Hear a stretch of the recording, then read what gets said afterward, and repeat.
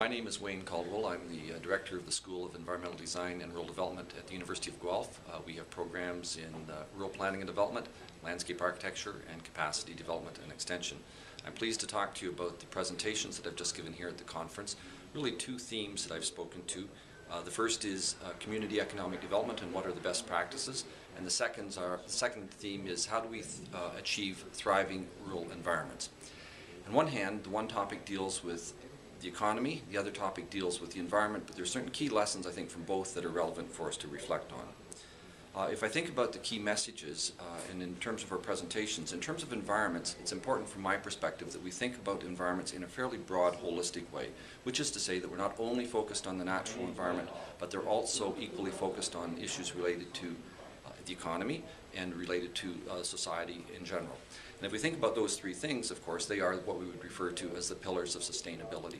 So in my view, as we move forward and as we deal with these kinds of topics, we need to be thinking about sustainability in that holistic sense in terms of how does it tie together, how do the communities get engaged, and what are some of the key lessons that we might learn from that.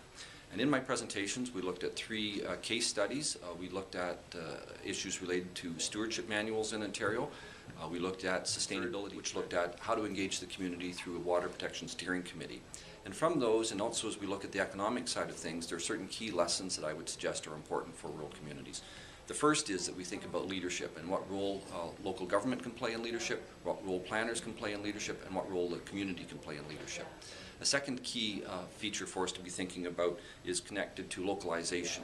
Increasingly, I think there's a recognition, particularly from an economic perspective, that localization is a means by which we might achieve more and keep more within our community and build opportunity, and I think that's quite critical. Thirdly, there's an opportunity connected to partnerships. How do we partner with existing agencies? How do we partner with our community? And how do we build those partnerships into something which can lead to a net gain for the community?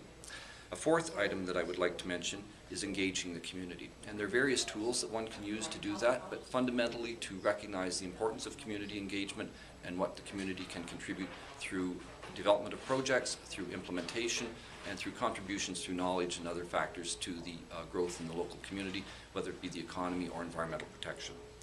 I think as well that it's important that we have an end goal of quality of life, because really when we think about planning and we think of community economic development, what we're trying to do is to make positive gains so that the community may benefit. And really, in many ways, that can be captured under the heading quality of life. Also, I think it's quite important that we think of issues connected to creativity and how we build communities that are able to deal with the changes which are going on in our society, whether they be connected to features such as climate change and peak oil, or whether they be connected to overall impact in terms of the local economy. So I think if one goes away with those lessons, we can provide additional resources for folks who are interested, initial contacts in terms of websites and so on, but there's certainly many resources out there that can help achieve those kinds of goals. I hope that message is helpful to people. Thank you.